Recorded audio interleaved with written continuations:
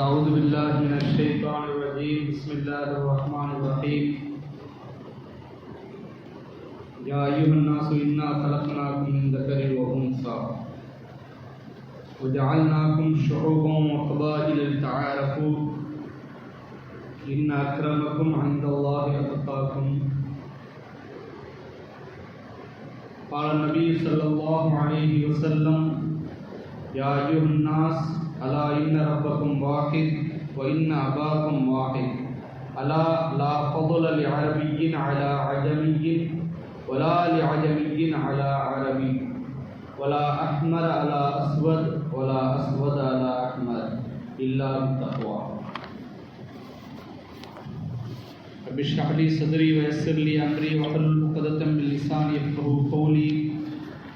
ربي زدني علما وما توفيقي إلا بالله عليه توكلت وإليه أنيب. கண்ணியத்திற்கும் மிகுந்த மரியாதைக்கும் உரிய அல்லாஹ் நல்லடியார்களே, பெரியவர்களே, சகோதரர்களே, அல்லாஹ் ஜல்லஷானஹு வ தஆலாவின் மாபெரும் கிருபையால் கண்மணி நாயகம் ஸல்லல்லாஹு அலைஹி வஸல்லம் அவருடைய வாழ்க்கையில் சுருக்கமாக சில முக்கிய தருணங்களில் இருந்த நிகழ்வுகளை ஒவ்வொரு ஜும்ஆவிலும் எடுத்து கூறி வருகிறோம். அந்த அடிப்படையிலே நபி ஸல்லல்லாஹு அலைஹி வஸல்லம் அவர்கள் செய்த ஹஜ்ஜத்துல் விதா என்பார். நாயகம் ஸல்லல்லாஹு அலைஹி வஸல்லம் அவர்கள் தங்களுடைய வாழ்நாளிலே அல்லாஹ் தஆலா அவர்களுக்கு ஒரே ஒரு ஹஜ்ஜை செய்யக்கூடிய வாய்ப்பை கொடுத்தான். அதற்கு அடுத்த வருடம் அவர்களை அல்லாஹ் தஆலா தன்பால் அழைத்துக் கொண்டான். நாயகம் ஸல்லல்லாஹு அலைஹி வஸல்லம் அவர்கள் அதற்கு அடுத்த வருடம் இல்லை, இறுதி ஹஜ்ஜி நாயகம் ஸல்லல்லாஹு அலைஹி வஸல்லம் அவர்கள் அந்த ஹஜ்ஜிலே 1,00,000க்கும் அதிகமான இஸ்லாமியர்கள் சஹாபாக்களிடத்திலே ஒரு பிரச்சாரத்தை செய்கின்றார்கள். அந்த பிரச்சாரத்திற்கு குதுபத்துல் அஹீர், இறுதி பேருரை நாயகம் ஸல்லல்லாஹு அலைஹி வஸல்லம் அவர்கள் நிகழ்த்திய கடைசி பேருரை. ஒரு மனிதன் கடைசியாக சில வார்த்தைகள் சொல்லிக் கொள்கிறேன், மரணிப்பதற்கு முன்னால் அவனுடைய கடைசி ஆசையாக சில வார்த்தைகள் கேட்பது உண்டு, அந்த மனிதன் சொல்வது உண்டு. அது போன்று நாயகம் ஸல்லல்லாஹு அலைஹி வஸல்லம் அவர்கள் இறுதி பேருரையாக சில முக்கியமான விஷயங்களை இந்த மனித சமுதாயத்திற்கு ஆற்றி சென்றார்கள். அவர்கள் அந்த இறுதி பேருரையிலே செய்த முக்கிய அம்சங்கள் என்று பார்க்கும் பொழுது நாயகம் ஸல்லல்லாஹு அலைஹி வஸல்லம் அவர்கள் அந்த பேருரையிலே சமத்துவத்தை பேசினார்கள், சமூக நீதியை பேசினார்கள். மனிதர்களிடத்திலேயே ஏற்றத்தாழ்வு இல்லை, மனிதர்கள் அனைவரும் சமம் என்பதை உரத்து கூறினார்கள். இந்த உலகத்தில் ஜாதியால், குலத்தால், இனத்தால், நிறத்தால், மொழியால் நிறைய வேறுபாடுகள், எல்லா வேறுபாடுகளையும் களைந்து மனிதகுலம் அனைவரும் ஓர் அணியை சார்ந்தவர்கள் என்று உரத்து சொன்னார்கள் நாயகம் ஸல்லல்லாஹு அலைஹி வஸல்லம் அவர்கள். சொன்னதோடு மட்டும் இல்லாமல் தங்களுடைய நுபுவத்துடைய காலத்தில் அந்த சமத்துவத்தை மக்களிடத்திலே செய்தும் காட்டினார்கள். உலகிலே இஸ்லாம் வேகமாக வளர்வதற்கு பல்வேறு காரணங்கள் கூறப்பட்டாலும் இங்கு உள்ள சமத்துவம் மற்ற மக்களை அதிகமாக இஸ்லாத்தை நோக்கி ஈர்ப்பதை நாம் பார்க்கின்றோம். ஆண்டாண்டு காலமாக அடிமைப்பட்டு கிடந்த மக்கள் சமத்துவ வெளிச்சம் இந்த மார்க்கத்திலே இருக்கக்கூடிய சமத்துவ வெளிச்சத்தை தேடி நிறைய பேர் இஸ்லாத்தை நோக்கி உலகெங்கிலும் வருவதை காண முடிகின்றது. கண்மணி நாயகம் ஸல்லல்லாஹு அலைஹி வஸல்லம் அவர்கள் தங்களுடைய இந்த இறுதி பேருரையிலே சொன்னார்கள், இன்ன ரப்பக்கும் வாஹித், யா அய்யுஹன் நாஸ், மக்களே, இன்ன ரப்பக்கும் வாஹித், உங்களுடைய ரப்பு இறைவன் ஒருவனாக இருக்கின்றான். இன்ன அபாக்கும் வாஹித், உங்களுடைய தந்தை ஒருவர், உங்களுடைய பெற்றோர் ஒருவர், நீங்கள் அனைவரும் ஆதம் ஹவ்வா என்கிற தம்பதியரின் குழந்தைகள். எனவே உங்களுக்கிடையில் எந்த விதமான ஏற்றத்தாழ்வும் கிடையாது. அலா லா ஃபضل لعربي على عجمي. ஒரு அரபு அல்லாதவனை விட, ஒரு அரபியை விட அரபு அல்லாதவனுக்கு எந்த சிறப்பும் இல்லை. வலா لعجمي على عربي. ஒரு அரபு அல்லாதவனுக்கு அரபியை விட எந்த சிறப்பும் இல்லை. வலா அஸ்வத் அலா அஹ்மர்.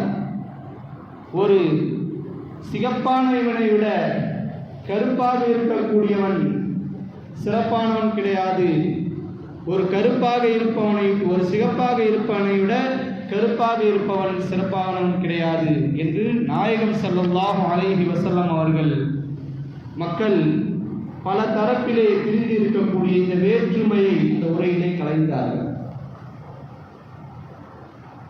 உலகெங்கிலும் அது வளர்ந்த நாடுகளாக இருக்கட்டும், வளரக்கூடிய நாடுகளாக இருக்கட்டும், எத்தனை வேறுபாடுகள் மனிதர்களிடத்திலே. வளர்ந்துவிட்ட நாடு என்று சொல்லப்படக்கூடிய அமெரிக்க ஐரோப்பிய நாடுகளில் கருத்தினத்தவர்களை தாக்கக்கூடிய கொடுமைகளை பார்க்கின்றோம்.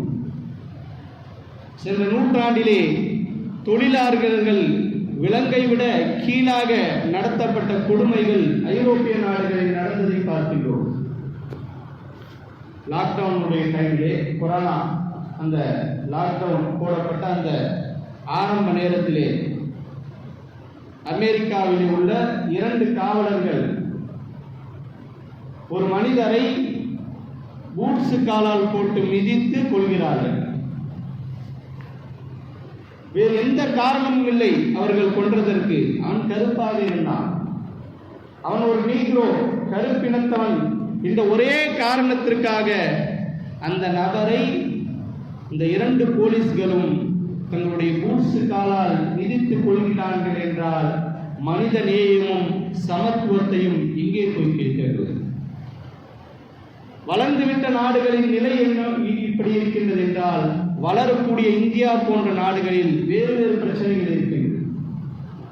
ஜாதிய அடக்குமுறைகள், இந்தியா போன்ற நாடுகளிலே ஜாதிய அடக்குமுறைகளை நம்மால் காண முடிகிறது. வர்க்க அடிப்படையிலே மனிதர்களை பிரித்து வைத்திருக்கின்றார்கள். இந்த வர்க்கத்தில் பிறந்தவர்கள் இந்த வேலையை தான் செய்ய வேண்டும், இந்த வர்க்கத்திலே இருக்கக்கூடியவர்கள் இந்த தொழிலை தான் செய்ய வேண்டும், இவர்கள் இந்த மக்களுக்கு அடிமைப்பட்டு கிடைக்க வேண்டும் என்று எத்தனை வர்க்க வேறுபாடுகள். கிட்டத்தட்ட இந்தியாவில் 3480 ஜாதிகள் இருக்கின்றன. சமீபத்திய ஒரு கணக்கெடுப்பு சொல்கின்றது, இந்தியாவில் மட்டும் 3480 ஜாதிகள் இருக்கின்றது. நம்முடைய இஸ்லாத்தில் 2-3 ஜாதிகளை கூட காட்ட முடியாது. ஒரு காலம் வரை பிற்படுத்தப்பட்ட சாதியைச் சேர்ந்த பெண்கள் மேலாடை அணிவதற்கு தடை, ஜாக்கெட் அணிய முடியாது. கன்னியாகுமரி போன்ற மாவட்டங்களில் மேலாடை அணிவதற்கு தடை. உயர் சாதிகள் இருக்கக்கூடிய தெருவில் கீழ் ஜாதியை சார்ந்தவர்கள் செருப்பு அணிந்து செல்வதற்கு தடை, செருப்பு போட்டு போக முடியாது. அதே போன்று உச்சகட்டமாக இறைவனுக்கு முன்னால் கூட எல்லோரும் சமம் என்பது கிடையாது. உயர்ந்த சாதியாக இருப்பவர்களுக்கு சட்டமும் வேறு, கோயில்களும் வேறு, அவர்கள் கருவறையும் வேறு. தாழ்ந்த சாதியாக இருக்கக்கூடியவர்களுக்கு ஆலயம் வேறு, சமயம் வேறு, அவர்கள் செய்யக்கூடிய பூஜை வேறு. கொடுமை என்னவென்றால், செத்தானும் மயானம் தனி. இறந்தவர்கள் போய் சேரக்கூடிய இடத்திலும் கூட சமத்துவம் இல்லை. இப்படி எல்லா விதத்திலும் மொழியாலும் ஜாதியாலும் இனத்தாலும் குலத்தாலும் பல்வேறு வேறுபாடுகளை காண முடிகின்றது. இஸ்லாத்தில் அந்த வேறுபாடுகள் இல்லை என்று இன்றைக்கும் நம்மால் சொல்ல முடியும். சில வருடங்களுக்கு முன்னாடி சமீபத்தில் நாங்குநேரி பகுதியில் ஸ்கூலில் படிக்கக்கூடிய பசங்க ஒரு 16-17 வயசு இருக்கும். அந்த பசங்களுக்கு, அந்த குழந்தைங்களுக்கு வீச்சர்வாளை கையிலே எடுத்துக்கொண்டு ஒரு மாணவனை தாக்குகின்றார்கள். வேறு காரணமே இல்லை, அவன் தாழ்ந்த ஜாதியை சார்ந்தவன். எங்களை விட நாங்கள் உயர்ந்த ஜாதி, அவன் தாழ்ந்த ஜாதி. வீச்சருவாளை கொண்டு அந்த சிறுவனை வெட்டுகின்றார்கள். இவர்களும் சிறுவர்கள், அவர்களும் சிறுவர்கள். எந்த அளவுக்கு ஜாதி வெறி ஊறி போய் கிடைக்கின்றது. உயர்ந்த சாதியை சார்ந்த அவர்கள் தன்னை கொடுமைப்படுத்துகின்றார்கள் என்று ஆசிரியரிடத்திலே புகார் கொடுத்த ஒரே காரணத்திற்காக வேண்டி அந்த சிறுவனை வெட்டுகின்றார்கள். தடுக்க வந்த அவனுடைய தந்தையும் வெட்டுகின்றார்கள். இதனை பார்த்த அதிர்ச்சியில் அவனுடைய தாத்தா மரணமாகி விடுகின்றார். புத்தகத்தை பிடிக்கக்கூடிய கைகளிலே வீச்சருவார். காரணம் ஜாதி. அந்த பிஞ்சி குழந்தைகளுடைய உள்ளத்திலே சாதிய வெறியை யார் விதைத்தது? இப்படி உலகெங்கிலும் நீக்க வர ஜாதி வெறியும் இன வெறியும் நிறைந்திருக்கின்றது. இந்த மொழி பேசினால் உயர்ந்தவன், இந்த மொழியை பேசினால் தாழ்ந்தவன். இவை அனைத்தையும் இஸ்லாம் தடை செய்கிறது. அனைவரும் ஓர் தாய் தந்தையின் மக்கள் என்பதாக இஸ்லாம் அழுத்தம் திருத்தமாக சொல்கின்றது. எந்த விதத்திலும் உயர்ந்தவன் தாழ்ந்தவன் என்ற பாகுபாடை இஸ்லாம் காட்டுவதில்லை. எல்லோருக்கும் ஒரே மஸ்ஜித் தான். உயர்ந்தவர்களுக்கு ஒரு பள்ளிவாசல், தாழ்ந்தவருக்கு ஒரு பள்ளிவாசல் என்பது இஸ்லாத்திலே இல்லை. எல்லோருக்கும் ஒரே பள்ளிவாசல் தான். முதலில் வரக்கூடியவர் முதல் சப்பிலே இருப்பார், கடைசியில் வரக்கூடியவர் பின்னால் சப்பிலே இருப்பார். இஸ்லாத்திலே உள்ள சமத்துவம், இந்த சமத்துவம் தான் எல்லா மதத்தவர்களையும் எல்லா நாட்டினர்களையும் இஸ்லாத்தை நோக்கி இருக்கின்றது.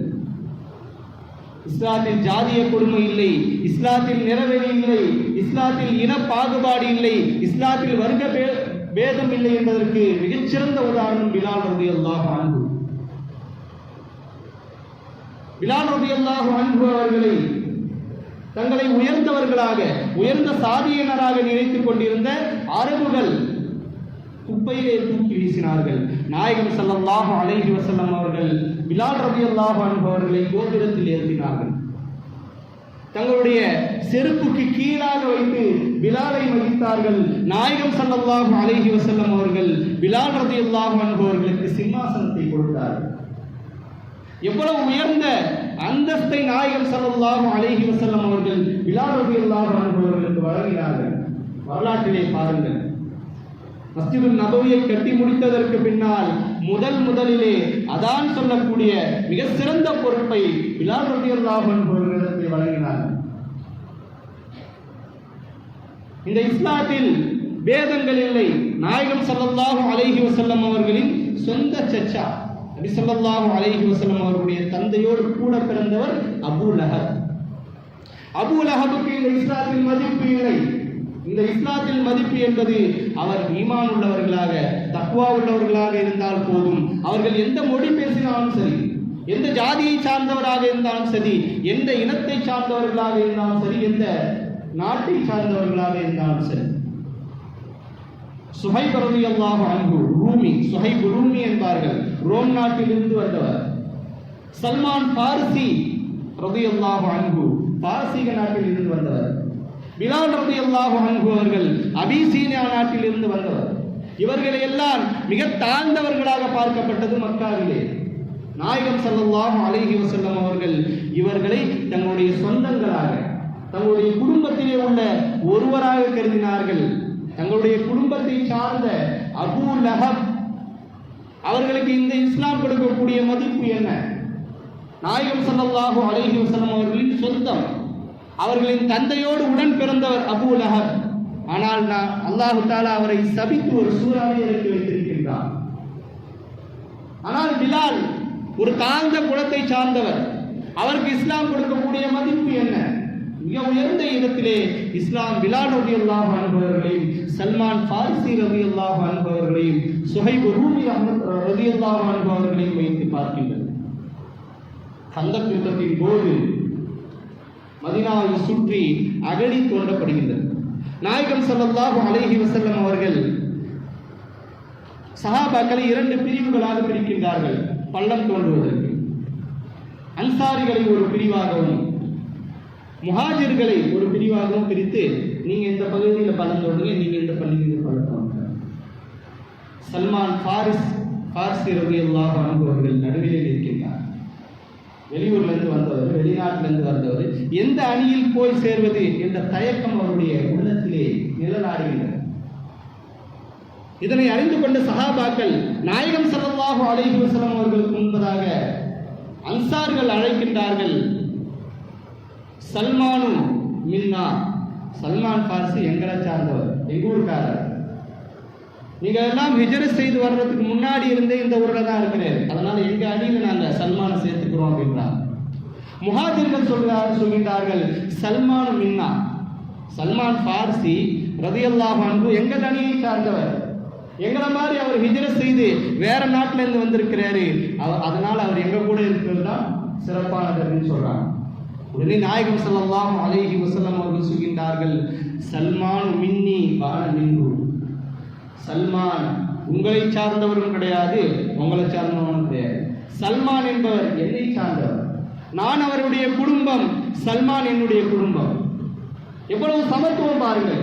வெளிநாட்டில் இருந்து வந்தவர், அந்த ஊரில் மிக தாழ்ந்த குடியாக கருதக்கூடிய சல்மான் ரலியல்லாஹு அன்ஹு அவர்களுக்கு நாயகம் ஸல்லல்லாஹு அலைஹி வஸல்லம் அவர்களுக்கு கொடுக்கக்கூடிய மதிப்பு, அவர் என்னுடைய குடும்பத்தை சார்ந்தவர். ஜாஹிர் இப்னு ஹராம் என்கிற ஒரு சஹாபி, அவர் ஒரு கிராமவாசி, விவசாயி. அவரும் அரபுடைய பார்வையிலே தாழ்ந்தவராக கருதப்பட்டவர். எப்பொழுதும் நாயகம் ஸல்லல்லாஹு அலைஹி வஸல்லம் அவர்களுக்கு கிராம பகுதிகளில் இருந்து விளைச்சல் பொருட்களையும் பழங்களையும் கொண்டு வந்து அன்பளிப்பாக கொடுப்பார். நாயகம் ஸல்லல்லாஹு அலைஹி வஸல்லம் அவர்களை மிகவும் நேசிப்பார். நபி ஸல்லல்லாஹு அலைஹி வஸல்லம் அவர்களும் அவரை மிகவும் நேசிக்கக்கூடியவர்களாக இருந்தார்கள். நபி ஸல்லல்லாஹு அலைஹி வஸல்லம் அவர்கள் சொல்வார்கள், இன்ன ஜாஹிரன் பாதியத்துனா வனஹ்னு ஹாதிரு. பொதுவா டவுன்ல இருக்கக்கூடியவங்களுக்கு, சிட்டியில இருக்கக்கூடியவங்களுக்கு கிராமப்புறத்துல சொந்தங்கள் இருப்பார்கள்.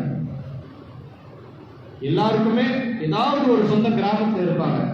நாயகம் ஸல்லல்லாஹு அலைஹி வஸல்லம் அவர்கள் சொல்கின்றார்கள், நான் ஊரிலே இருக்கின்றேன், என்னுடைய கிராமத்து சொந்தக்காரர் ஜாஹிர் என்றார்கள். சொந்தம் கிடையாது. அவரை மக்கள் இழிவாக தாழ்வாக பார்க்கின்றார்கள். அந்த பார்வையை போக்க வேண்டும் என்பதற்காக நாயகம் ஸல்லல்லாஹு அலைஹி வஸல்லம் அவர்கள் சொல்கின்றார்கள், ஜாஹிர் என்னுடைய சொந்தக்காரர். ஒரு நாள் நாயகம் ஸல்லல்லாஹு அலைஹி வஸல்லம் அவருடைய வீட்டிற்கு வருகின்றார். பழங்களையும் விவசாய பொருட்களையும் அன்பளிப்பாக கொடுத்துவிட்டு நபி ஸல்லல்லாஹு அலைஹி வஸல்லம் அவர்களை கேட்கின்றார். நாயகம் ஸல்லல்லாஹு அலைஹி வஸல்லம் அவர்கள் வீட்டில் இல்லை. உடனே சந்தைக்கு போயிடுறாரு, மார்க்கெட்டுக்கு போயிடுறாரு.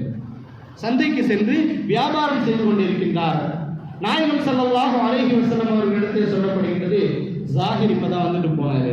நபி ஸல்லல்லாஹு அலைஹி வஸல்லம் அவர்கள் ஜாஹிரை பார்ப்பதற்காக நேர சந்தைக்கு போறார்.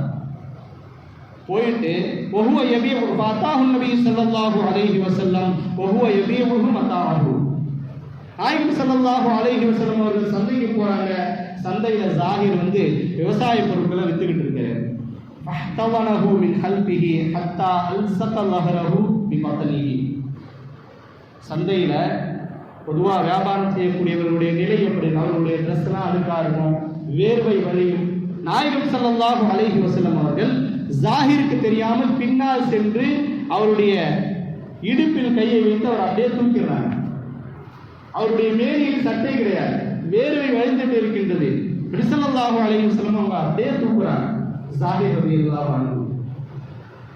ரலியல்லாஹு அன்ஹு அவர்கள் அறிந்து கொள்கின்றார், நாயகம் ஸல்லல்லாஹு அலைஹி வஸல்லம் அவங்க தூக்குறாங்க.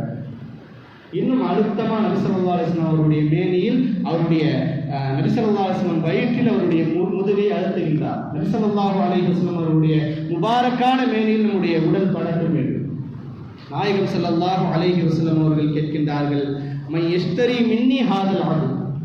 இந்த அடிமையை என்கிட்ட இருந்து யார் வாங்கிக்கிறது? நபி ஸல்லல்லாஹு அலைஹி வஸல்லம் அவர்கள் ஜாஹிரோடு விளையாடுகின்றார்கள். இந்த அடிமையை என்கிட்ட இருந்து யார் வாங்கிக்கிறது?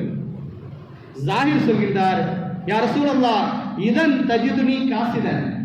சொல்லுவாங்கல்ல, நாயகமே நான் ஒரு செல்லா காசு, என்ன யார் வாங்க போறா, என்ன வாங்கினா உங்களுக்கு சில்லற காசு கூட கிடைக்காது அப்படின்னு சொன்னவனே, காலன் நபி ஸல்லல்லாஹு அலைஹி வஸல்லம் லாக்கின்னக இன்தல்லாஹி லஸ்த பிகாசி. அல்லாஹ்விடத்தில் நீ உயர்ந்தவர் தாழ்ந்தவர் அல்ல.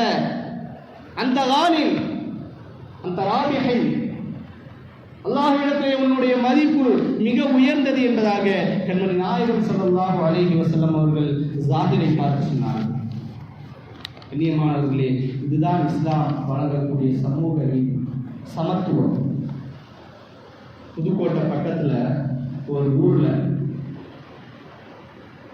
தாழ்ந்த குலத்தவர்கள் இருக்கக்கூடிய பகுதியில் உள்ள தண்ணி டேங்க்ல மலத்தை கலக்கின்றார்கள். காரணம் என்னன்னா, அவங்க தாழ்ந்தவங்க, எங்களுடைய மதத்துக்கு கொடுக்கக்கூடிய மதிப்பை தான் அவங்களுக்கு கொடுப்போம் என்ற கர்வத்திலே மலத்தை கலக்கின்றார்கள் தண்ணீர் தொட்டியில். இந்த கொடுமையை யாரிடத்தில் சென்று சொல்வது? நீக்கமர நிறைந்திருக்கின்றது ஜாதிய கொடுமைகளும் மத கொடுமைகளும். எல்லா இடத்துலையும் ஜாதிய கொடுமை. இந்தியாவில் நீதியில் எந்த அளவுக்கு பாகுபாடு காட்டப்படுகின்றது. இஸ்லாமியர்களாக இருந்தால் ஒரு நீதி, சிறுபான்மையினருக்கு ஒரு நீதி. எந்த நாடாக இருந்தாலும் ஒரு அரசு என்பது தங்களுக்கு கீழ் இருக்கக்கூடிய எல்லா சமயத்தவர்களுக்கும், எல்லா மொழியினருக்கும், எல்லா இனத்தவர்களுக்கும் பொதுவானதாக இருக்க வேண்டும். எந்த இடத்திலும் நீதி வழுவக்கூடாது. எல்லோருக்கும் சமநீதி அளிக்கப்பட வேண்டும். நாயகம் ஸல்லல்லாஹு அலைஹி வஸல்லம் அவர்களுடைய காலத்திலே எல்லோருக்கும் சமமான நீதி வழங்கப்பட்டது. யூதர்கள், கிறிஸ்துவர்கள் கூட தங்களுக்கு நியாயமான நீதி கிடைக்க வேண்டும் என்றால் முஹம்மது ஸல்லல்லாஹு அலைஹி வஸல்லம் அவர்களிடத்திலே சென்றால் நமக்கு நியாயம் கிடைக்கும் என்று வந்தார்கள். இந்தியா மிகப்பெரிய ஜனநாயக நாடு. ஆனால் இங்கு சிறுபான்மையினர்கள் நிலை எப்படி இருக்கின்றது? இதுவரை 78 கலவரங்கள், 20 பேர் கொல்லப்பட்டிருக்கின்றார்கள். மாற்றுக்காக வேண்டி மட்டும். பசுவை புனிதமாக கருதி மனிதனை கொல்லக்கூடிய ஒரு நிலை, இது எந்த ஜனநாயக நாட்டிலே நடக்கும்? இப்படிப்பட்ட ஒரு இழி நிலைகள் இங்கு நடந்து கொண்டிருக்கிறது. இந்தியாவிலே தரக்கூடிய நீதிகள் எப்படி இருக்கின்றது? முஸ்லிம்களுக்கு, சிறுபான்மையினர்களுக்கு, கிறிஸ்துவர்களுக்கு, தாழ்த்தப்பட்டவர்களுக்கு ஒரு நீதி, உயர்ந்தவர்களுக்கு ஒரு நீதி. சமநீதி என்பது நம்முடைய நாட்டிலே கேள்விக்குறியாக இருக்கின்றது. இந்த வாரம் கூட கவாய் அப்படின்ற ஒரு நீதிபதி சொன்னார், நான் அளித்த தீர்ப்புகளிலேயே எனக்கு ஒரு மன திருப்தி அளித்த தீர்ப்பு அப்படின்னா புல்டோசர் கலாச்சாரத்தை நிறுத்தியது. கடந்த சில வருடங்களுக்கு முன்பதாக உத்தரப்பிரதேசத்தில் இஸ்லாமியர்களுடைய வீடுகள் குறிவைத்து இடிக்கப்படுகின்றது. அதற்கு பெயர் வைக்கிறார்கள் புல்டோசர் கலாச்சாரம். புல்டோசர் வச்சு வீட்டை இருக்கிறது. காரணம், அவங்க வீட்டில் ஒருத்தன் ஏதாவது தப்பு செஞ்சான். அவங்க வீட்டில் ஏதாவது வீட்டில் ஒரு 10 பேர் இருக்கிறாங்க, அதில் ஒருத்தர் தவறு செய்தால் அவர்களுக்கு எதிராக அவருடைய வீட்டை இருக்கக்கூடிய கொடுமை.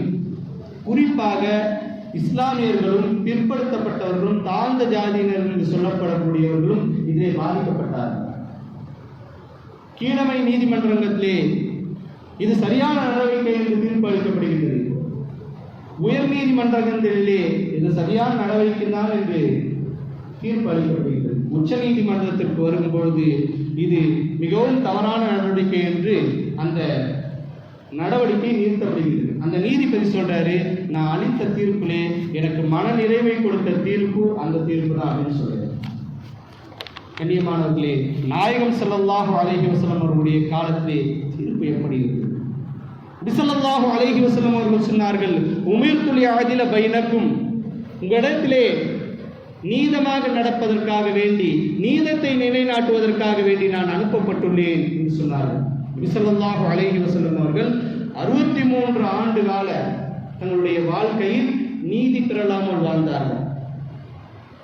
இஸ்லாமிய ஆட்சி எப்படி வைக்க வேண்டும் என்ற வரை விளக்கணத்தை நபி ஸல்லல்லாஹு அலைஹி வஸல்லம் அவர்கள் அளித்துவிட்டு சென்றார்கள்.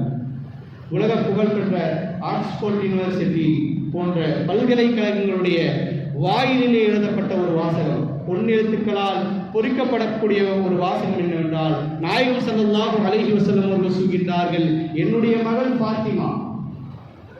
மகள் ஃபாத்திமா திருடி இருந்தாலும் நான் அவளுடைய கைகளை வெட்டுவேன். லவ் சரகத் ஃபாத்திமத் பின்த் முஹம்மத் லகதஅது யதஹா, என்னுடைய மகள் ஃபாத்திமா திருடினாலும் கரங்களை வெட்டுவேன். சட்டத்திற்கு முன்னால் அனைவரும் சமம் என்பதை நாயகம் ஸல்லல்லாஹு அலைஹி வஸல்லம் அவர்கள் கூறினார்கள். உயர்ந்தவன் தாழ்ந்தவன், இந்த மதத்தை சார்ந்தவன், இவன் பெருங்குடி, இவன் சிறுபான்மையினர் என்ற எந்த பாகுபாடும் இல்லாமல் நாயகம் ஸல்லல்லாஹு அலைஹி வஸல்லம் அவர்கள் அனைவருக்கும் சமத்துவத்தையும் சமநீதியையும் வழங்கினார்கள். அதனால்தான் இன்று வரை இஸ்லாத்தை நோக்கி வரக்கூடியவர்களுடைய எண்ணிக்கை அதிகமாக இருக்கிறது. குறிப்பாக அமெரிக்க, ஐரோப்பியா போன்ற மேற்குலக நாடுகளில் இஸ்லாத்தை நோக்கி அவர்களை ஈர்ப்பதற்கு மிக முக்கியமான காரணம் இங்கு இருக்கக்கூடிய சமத்துவம், சமூக நீதியும். அல்லாஹ் தஆலா நாயகம் ஸல்லல்லாஹு அலைஹி வஸல்லம் அவருடைய வழியில் நடக்கக்கூடிய நன்மக்களாக உங்களையும் என்னையும் ஆக்கி அருள் புரிவானாக.